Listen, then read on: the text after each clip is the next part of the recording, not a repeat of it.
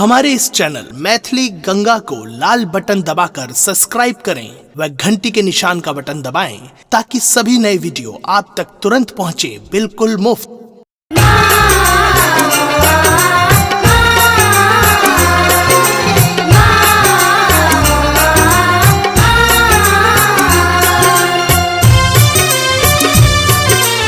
आप सुन रहे हैं गंगा कैसेट की प्रस्तुति। सबके सुधिया हलैछी है अम्बे हमरा किए बिसरई छी हे। सबके सुधिया हलैछी है अम्बे हमरा किए बिसरई छी हे।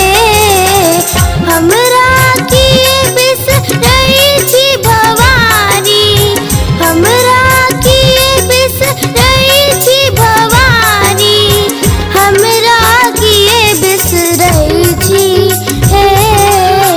सबके सुधिया हलैछी है अम्बे हमरा किए बिसरई छी हे। सबके सुधिया हलैछी है अम्बे।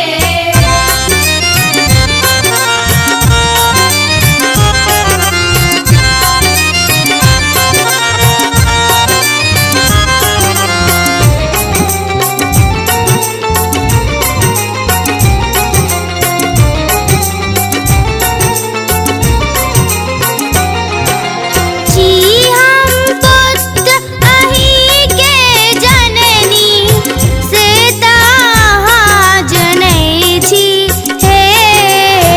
एहन निष्ठुर किए आहा भेलो ने कनिको दुख ने बुझै छी हे। सबके सुधिया हलैछी है अम्बे हमरा किए बिसरई छी हे। सबके सुधिया हलैछी है अम्बे हमरा किए बिसरई छी हे।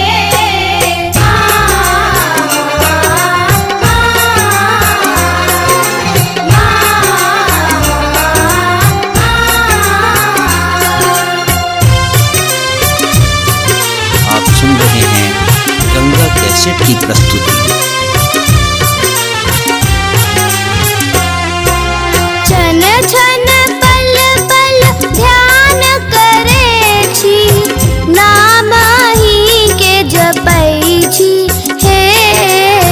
रैन दिवस हम ठाड़ रहे छी दर्शन बिनु तरसै छी हे।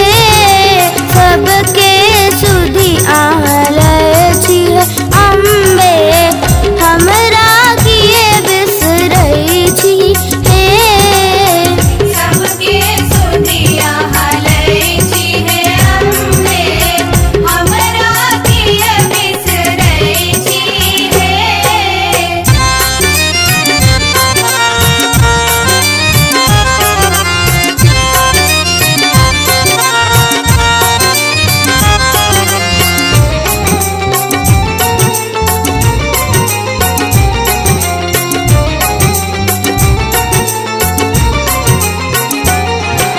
छी जगदम्बा जग अवलंबा तारिणी शरणी बनै छी हे।